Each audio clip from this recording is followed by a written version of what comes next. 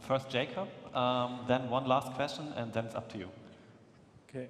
Would you agree with me if I said it wasn't a rejection of traditional power structures, but rather an enhancement in the sense of bringing more information forward to empower the structures that already exist to some extent, in addition to building an alternative?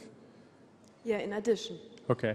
Because I think it's interesting with anonymous in that there's a word in English we say solipsism, which is this idea that what you experience is reality. And so if the label of anonymous for a particular action is what anonymous is doing, there's something to be said about the fact that if you only have experience to some things they've done which are not necessarily awesome by your standards, you would think them not awesome. And it's important to not be solipsistic when we discuss that. And I think it's actually about enhancement, not just about rejection, but rejection of certain parts, like the rejection of secrecy. When a leader lies and then anonymous leaks a document that shows that the person is a liar, we don't need to know who leaked that document. And we, in some cases, don't even need to know about the tactics.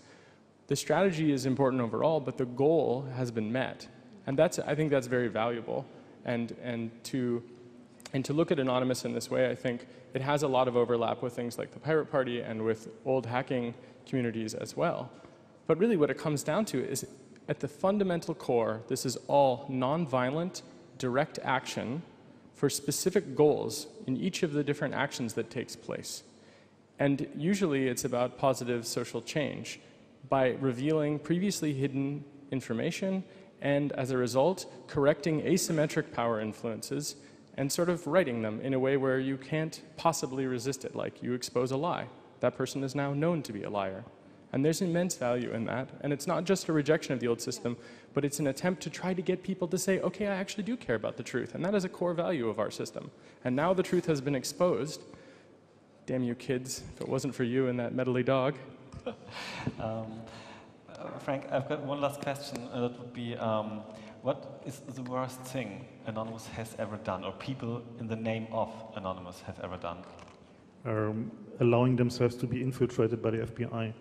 So this is basically the biggest fallacy, is that their communication structures were not coherent, and they didn't manage to build webs of trust that were immune to infiltration. And this, in my opinion, will be ultimately the downfall of the current incarnation of Anonymous. I'm very much hoping that they manage to build a new incarnation, or a new wave, or a new tribe, or whatever.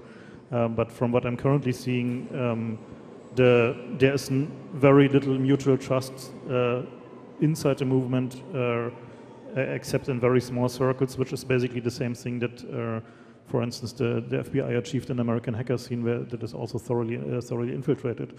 And so not building up structures that could resist that in a distributed way is, I think, the worst thing that they did. The future does not look bright for Anonymous. Jacob, would you? Oh, I think that I agree with Frank about this, but I would like to suggest a different outcome. A little quick tour of American history. Everybody here heard of Martin Luther King Jr. The FBI tried to get him to kill himself before he accepted the Nobel Peace Prize. This was part of a counterintelligence program called COINTELPRO. I would like to suggest that the worst thing that Anonymous did was allow the FBI to infiltrate them, but I would like to suggest that it will not be the downfall of Anonymous, but rather of FBI agents that violate the constitutional rights of Americans, including some members of Anonymous. And I think that that's something that could happen, and hopefully we will have the equivalent of the Church Committee, again, which exposed all of the FBI's illegal activities, and in fact dismissed the charges against many people because of the illegal tactics of the government. It's not a likely outcome unless we make it happen. And that's why I suggest solidarity as a tactic for all of us, because we should hold the powerful to account when they, in fact, are criminals in their own right.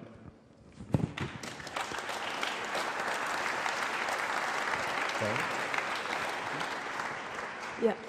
Yes, I think that this is about like the second big struggle that Anonymous has to fight. There's the first one, or there are these enemies that try to control information and communication online worldwide, and that these are the first enemies. And the second enemy is like an inner enemy, the people who would get too powerful and then just make decisions that are in the end contradictory to the idea of Anonymous. I think if there can be technological or technical tools in the future, then something could be reached what Frank has just described, and Anonymous is an experience to this common purpose in the end. All right, so this Republica is all about action, and I suggest you take action, maybe not by joining Anonymous right now, but by asking questions, and we have a mic in the middle of the room. We take 3 questions at once, and then going to answer that, I don't know, whoever wants to answer that question. Yeah, please, go ahead. We can't see you, so sorry. Hello, I'm Jeremy Zimmerman, co-founder of La Quadrature du Net. Well, I didn't see Frank, that I respect so much, as an old rock and roller, as said Jake. But listening to him, I had a bit of this impression of hearing, you know, those people who usually are authors, who are literate, and who say, oh, you know, with this internet thing, anyone can write anything, you know, like if it's a bad thing. And some stupid people write stupid things. Some people write hate speech. There even are some pedo-Nazis, real ones, on the internet and so on. But this is not a case to make it that freedom of expression on the internet is not worth it. And my question here is that we know, we've seen the premise of that already, that Anonymous will be instrumentalized. Anonymous as a concept will be instrumentalized. We all know that when it comes to breaches into information system, there's one major problem, that is attribution. Most of the time you have one IP address somewhere, but you cannot know who did it. So Anonymous is the perfect plot to turn any attack into, oh, the Anonymous did it, oh, look at this. Yes, thank you. My question, I'm seeing your point. Yeah, my question here is, isn't that justification for at least some kind of solidarity and a responsibility that we would have to acknowledge the good things done under the label of Anonymous and to doubt of the rest, but to explain that more clearly than just dismiss it all? I don't think I dismissed Anonymous. So the thing is, I'm just saying some aspects of Anonymous are plain stupid and irresponsible, and which is for me part of solidarity, is telling my friends when they are stupid and doing bad things. So I'm not the type for unquestioning, supporting concepts or ideas that are plainly not well thought out. What I'm saying is Anonymous as a concept and an idea is the right thing to do, because it's the only answer that we have in respect to what our governments are doing, which is basically oppression by surveillance. And the only answer that we currently have to that is, except toppling the government, is anonymity and trying to preserve that, and which is also one of the things that both Jake and I are very actively working on, for instance, in the Tor project. So the thing is, we always had big debates in the hacker scene about what tactics are useful, what can be used, what is not so smart. And we had come a long way in the learning process. And when Jake is referring to me as an old rock and roller, one of the things that we did, for instance, was learning about denial of service attacks in the 90s. So the CCC condoned actually a denial of service attack against the French communication lines in the 90s in protest of the Mururoa nuclear tests. And what we learned from that very publicly was that it A, didn't work, B, was not really something that people understood, and C, was in the end bad because we disrupted communication. So we learned by doing, basically. And so all we're saying is, okay, we learned this lesson and we have this opinion on that. But by the way, the rest of the stuff that you're doing is pretty cool and we support you on that. So. Yeah, please go ahead. Next question. Yeah, this is me. I work for an Austrian NGO who deals with digital liberties. For me, one of the questions I have always when Anonymous and Occupy are discussed is, this is a really old concept. The concept of nonviolent direct action is a really old concept. Why is it popping up right now in these new forms? And the second is, I had the chance to talk to Quinn Norton last week, and she said one of the strengths of movements like Anonymous or Occupy is that they're constantly falling apart and you can't really grasp them. Can you comment on this? Well, can you? I think the first question of why now, there are answers given by some theorists like Hart and Negri, who wrote Empire and described like a current situation of global exploitation of people, a new form of biopolitical capitalism that reaches like every part of the world, and there's no more outside. And within this new form of capitalism, every human capability has to get a value to be, exploited within this capitalist system. And that's the system that asks you to brand yourself and create logics of concurrence within the whole social life. That's what Facebook shows in a certain way. And then people like Hart and Negri say that there is always resistance to these power structures, and the new forms of resistance are then to empire, that's the multitude, and Occupy, Anonymous, and all these movements that reject identity politics can be described in a certain way as forms of the multitude. And that's what I would say. I don't know if you want to add something. Which would mean that even if we have reached peak Anonymous, we will see, like at the 1st of May, Labor Day, there are communists, even still today, in all cities. And it's the same people protesting, demonstrating since, I don't know, 30, 40 years now. And it's the same people, and maybe Anonymous is going, maybe we have reached peak Anonymous, but maybe we will see them in 40 years from now. Jacob, please. Okay, so the peak Anonymous thing, who here reads newspapers that have anonymous quotes in them, right? I mean, this notion of peak Anonymous is like a misunderstanding of what it means to be anonymous, actually, and to apply that label. Again, it's not just about computer actions or about hacking actions. It's about this notion of being able to do a thing for reasons that are a little bit more complicated and nuanced than simply being anonymous. And I mean, I think part of the reason that the resistance is happening now, at least from my perspective, and I'm sorry to do the thing all Americans do, which is talk about how fucked up America is, but we have these robots that fly around the world and that kill children. Literally, we target American children. Anwar al-Awlaki, he is a totally bad guy, he's a hate speech guy to the extreme. His 16-year-old son was targeted by the American military and killed in Yemen.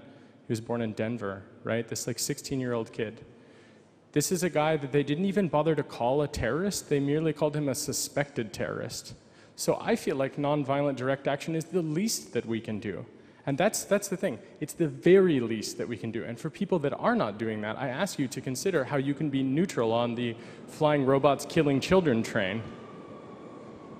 So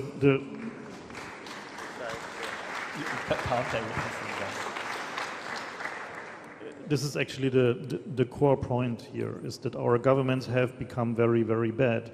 And apparently very few people seem to care about that because they're too busy running the hamster wheel of their daily lives. And so the thing is, Anonymous and the idea of participation, which is also behind the Pirate Party, is something that is clearly the new thing to do. Getting a SS app and do at least something. And this is the responsibility that lies behind that is, of course, instruct people to do something useful and something that is actually productive in protest and affecting change. And of course we can disagree on the tactics, and of course we can disagree on this activity or that, but the core, and that's the really important stuff, is participation and actually doing something about stuff that we can no longer take. This is the concept that is behind Anonymous, and this is something that will certainly survive even if the current incarnation of Anonymous will not. All right, so these people are urging you to take actions. Maybe we have another question. Yes, please. I'm still not too convinced of the CCC's position on forms of online blockades of websites. As Jake has mentioned, there has been a history of debate and action with this form of protest, with the electronic disturbance theater, the critical art ensemble in the 90s, publishing books on it, debating it openly. And we also had an example in Germany in 2003, I believe it was, with the deportation class, actually groups from the left protesting against deporting immigrants from Lufthansa, and so they went to organize an online demonstration against Lufthansa.com. They went to the cops and said, yeah, we're going to do this demonstration. And the cops said, okay, what's the location? And they said, Lufthansa.com. They didn't know what to do. In the end, the demonstration took place. Lufthansa.com went down. The people got raided, and after years and years of struggle in court, the court ruled that this was a legal demonstration. So I'm wondering, why do we have to fall back behind what is legal to think of us, in our tactics, to, I don't know if we're... Yeah, what I guess you're trying to do... I'm wondering if there is a line for the CCC to say up to a certain point, we can accept that. And maybe the point you tried to make is, oh yeah, they had 2 little kids knowing about Loic and having to hide their IPs now getting busted by the FDI. Or do we, if it is really organized and people are willing to go up with their real names, is that okay? All right, I have things in my mind, but first Frank and then Jacob. The quick answer is basically that the analogy to online demonstrations, patently between online demonstration and real blockaders, is as so many analogies between real world and virtual world simply wrong. If you're going to a demonstration and sitting there and blockading a nuclear truck, for instance, that is transporting nuclear waste, then you're very consciously doing that. You need to plan for that. You need to plan to be arrested and spend a few days in jail. You need to plan for getting soaked by a water thrower, and so on and so on.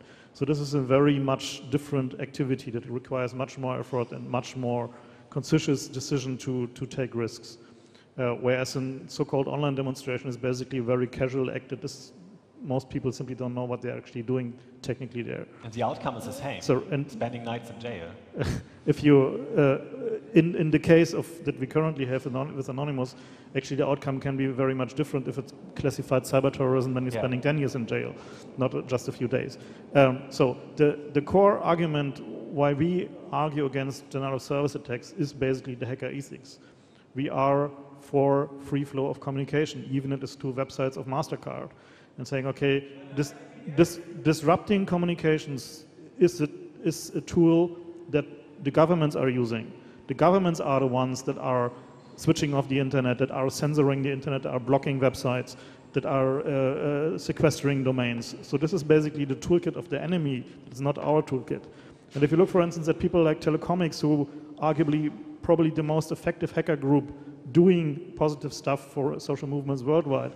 Sorry to interrupt you. Telecomics is a group, they're doing things in the Arab Spring. Yeah. They support telecommunication lines, telling people how to remove geotags from images, how to upload videos via secure communication links so that they don't get caught. So few people doing important stuff which ends up in the daily news. Yeah, and they're having a talk, I think tomorrow or the day afterwards.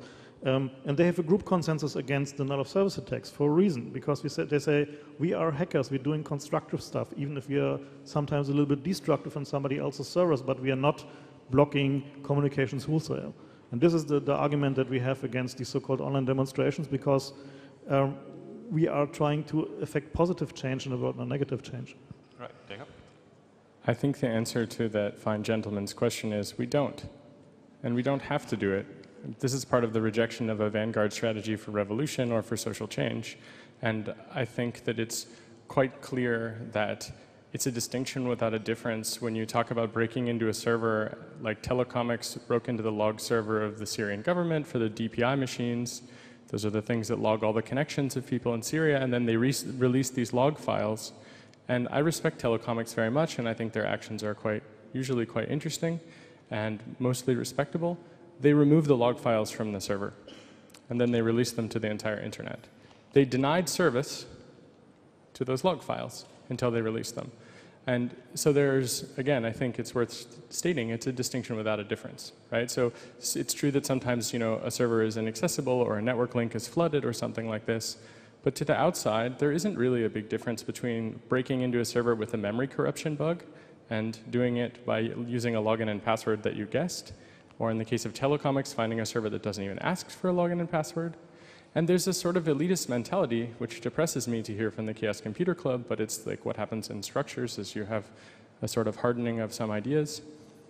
And it's quite sad to me to hear that, you know, if people aren't dedicated, or if they're not going to jail because they actually found an effective method of resistance, that somehow their voice is not valued in the same way. But in fact, that's a straw man, because most of the people that participated in the like Operation Payback have been arrested, as I understand it, and they're gonna go to jail. And in the United States, the Computer Fraud and Abuse Act says that maybe it'll be 15 years in jail for some of these people, and that's per charge. So we must stand in solidarity with them, even if they're kind of stupid, because whether or not they're stupid, victim blaming is wrong. That we're working towards the same goals. That's actually not so.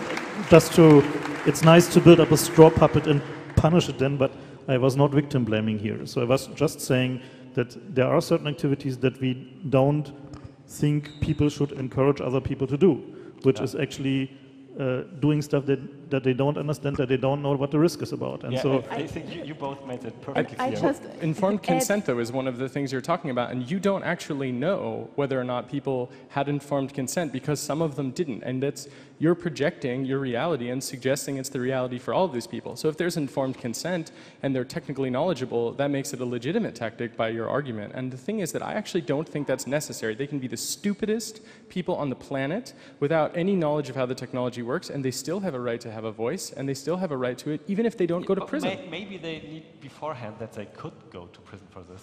And maybe that was not the case at all the time with Anonymous. They were thinking that they were doing anonymous things, as the name implies, which they didn't. So, which is basically, and this is, I think, the problem here is two things. One is DDoS disrupts communication, which is basically wrong on a very fundamental level. Understood. And the second problem is people were thinking they were anonymous where they weren't, and they were not told that this is the case. Yeah, we already discussed that in the beginning, and I just want to add that, yeah, you just mentioned that they might go to prison and so on, but I just talked to the lawyer, to Mercedes Helfer's lawyer in New York, and who also like defends some of the other people who are accused of having been part of, and there is still a lot of hope that, because it's in a zone of there are no laws for these cases yet, no specific laws, so they are still in court, and we hope that they won't be in prison in a few months. Before I take the next question from the audience, I would just like to add, right at this moment, there are laws proposed in the European Union which have, they think about Anonymous, and they're doing laws. And please get involved, take actions, get to know these proposals, and decide what you're going to do. I mean, call your parliamentary people and so on. Next question, please. Hi, I'm not anonymous. I'm Leo Sauermann from Vienna, and I have a kind of trick question. I'm not a real pro in Anonymous, but you're going to enlighten me. So I want to join this postmodernist movement. There are no leaders. It's only based on ethics. So what I thought is I somehow managed to get into this chat room where the secret actions by Anonymous are planned. So I have to ask some friends, where is this chat room? How can I get inside? Then finally I read in this chat room, or wherever it is, something like, hey, come on, let's all pay back. Here is the address, DDoS it, or do something else. And then it's up to me to decide, is this an ethically correct thing to do or not?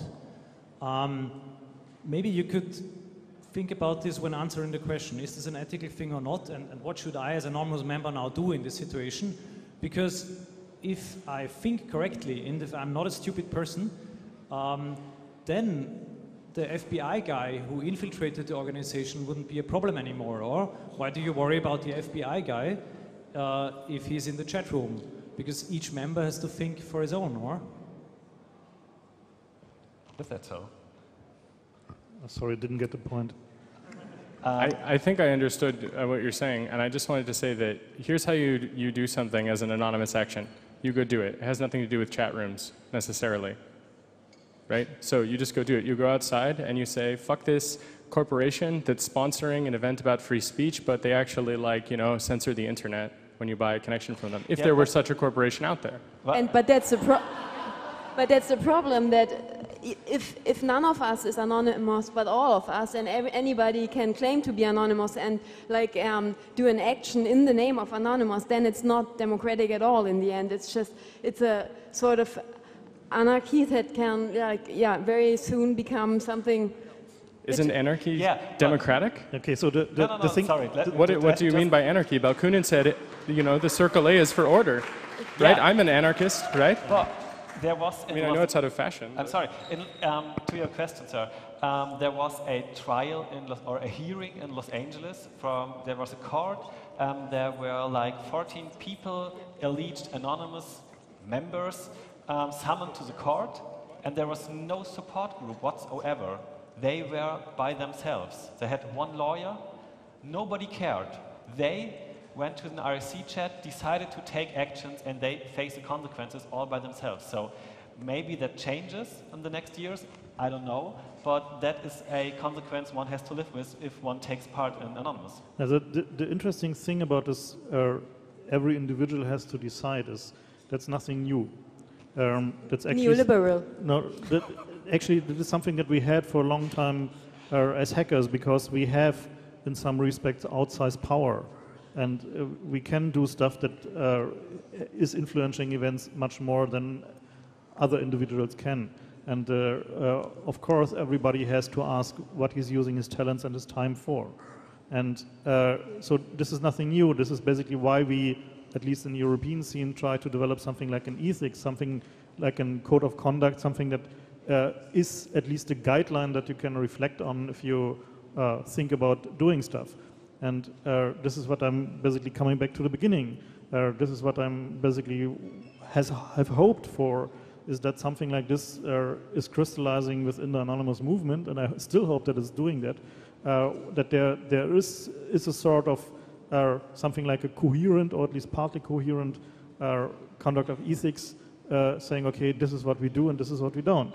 And if you don't developing this as a group, even as an anonymous group with a very fluid membership, then the problem falls always back to the individual, and the individual, of course, on its own has a much higher likelihood of being wrong, because he doesn't have backup from other people, even if it comes down to court. I would say we can all agree on that, hopefully, because our 1 hour time slot is up. Maybe you can meet these guys at the venue, and thank you so much for being here, for taking part in the discussion. Thank you so much, and good day. Goodbye. Thank you. Thanks. Good day. Vielen Dank, die Damen und die drei Herren.